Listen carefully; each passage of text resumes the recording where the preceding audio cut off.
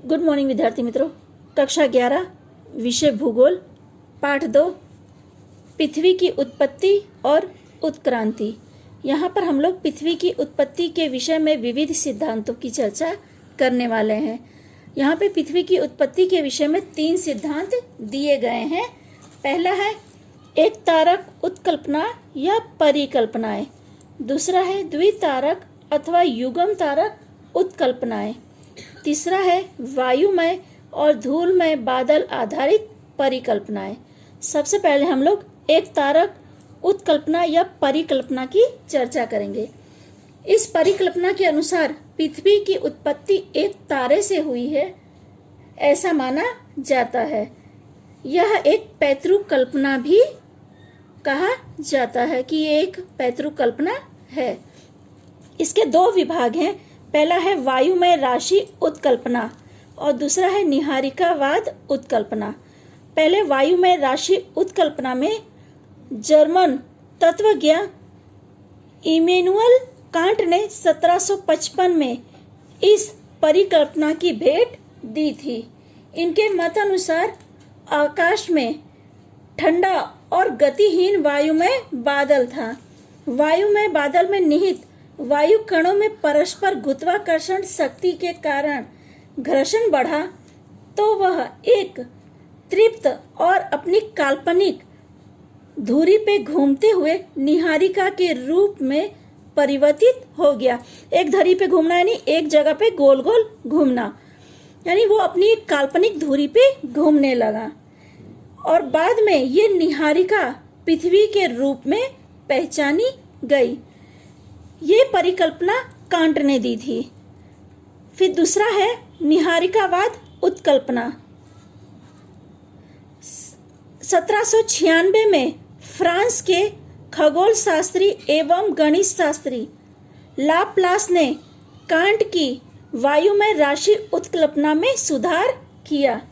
इन्होंने बताया कि वायुमय और ध्रुवीय राशि आदि पदार्थों में से सूर्य और अन्य ग्रहों की उत्पत्ति हुई है।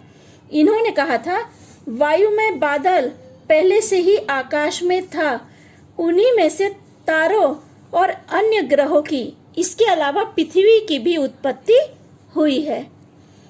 दूसरा सिद्धांत है द्वितारक अथवा युग्म तारक उत्कल्पना या परिकल्पना। द्वि यानी 2 और युग्म का अर्थ भी 2 होता है। इसका पहला टॉपिक हमारा ग्रहाणु उत्कल्पना। 2 अमेरिकन वैज्ञानिक टी.सी. चैम्बरलेन और मोल्टन ने 1900 में ग्रहाणु उत्कल्पना दी थी।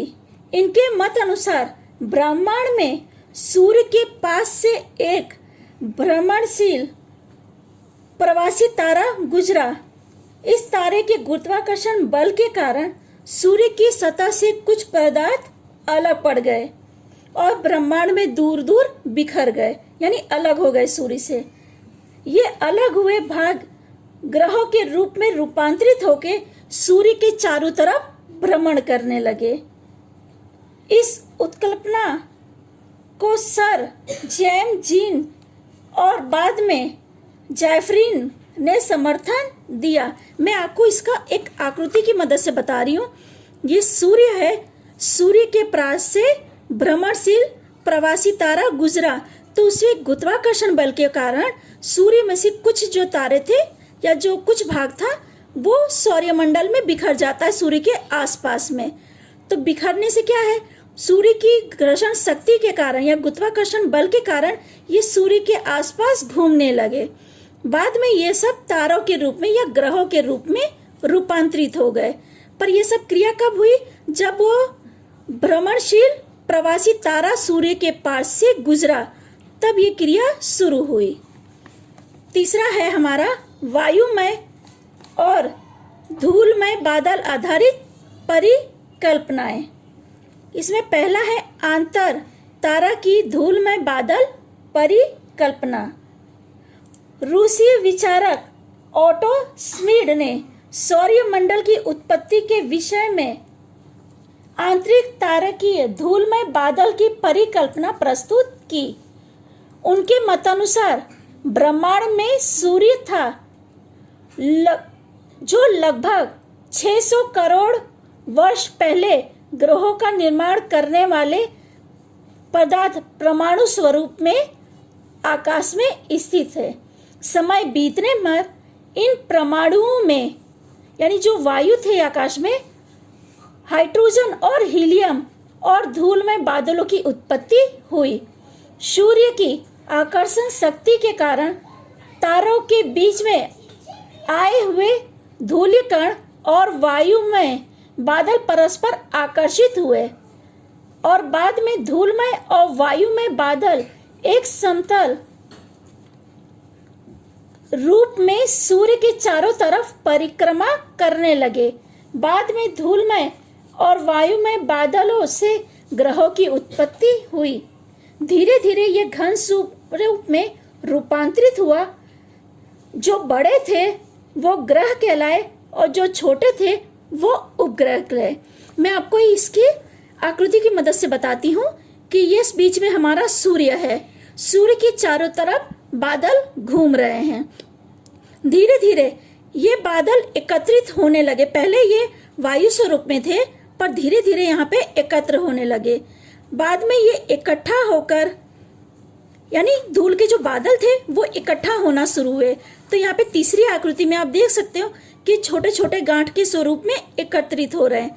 और बाद में आखिरी आकृति में, यानी चौथी आकृति में, आपको छोटे छोटे कणों के रूप में ग्रह और उपग्रह दिखाई दे रहे हैं। यानी पहले सूर्य के आसपास बादल थे, बादलों के अंदर विस्फोट हुआ या किसी कारण से उनके बीच में रचना की क्रिया हुई, जो क्रिया समय बीतने के साथ साथ बादल इकट्ठा होते हैं तीसरी आकृति में।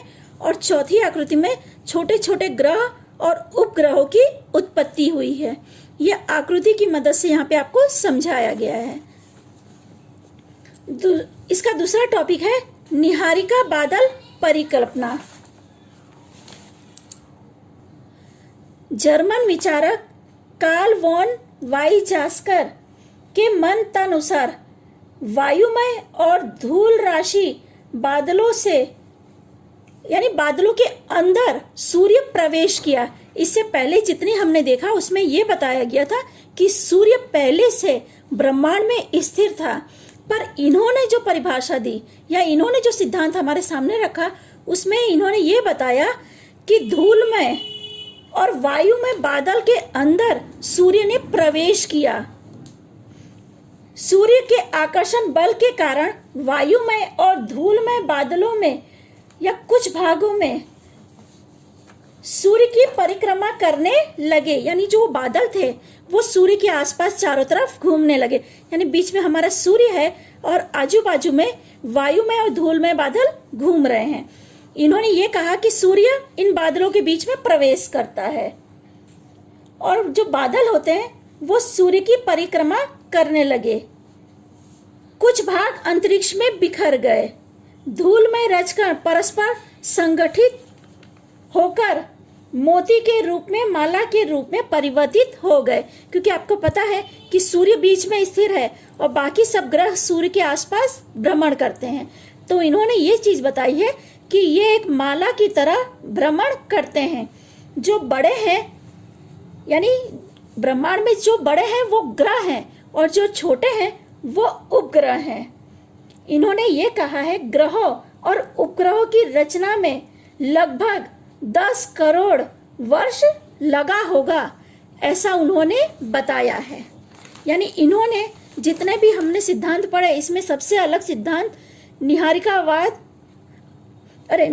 बादल परिकल्पना में दिया। इन्होंने बताया कि बादलों के बीच में सूर्य प्रवेश किया और ऊपर जितने हमने सिद्धांत पढ़े उसमें यह बताया गया कि सूर्य ब्रह्मांड में पहले से ही स्थिर था। ठीक है विद्यार्थी मित्रों, आगे हम लोग पृथ्वी की उत्पत्ति के आधुनिक सिद्धांतों की चर्चा अगले वीडियो में करेंगे।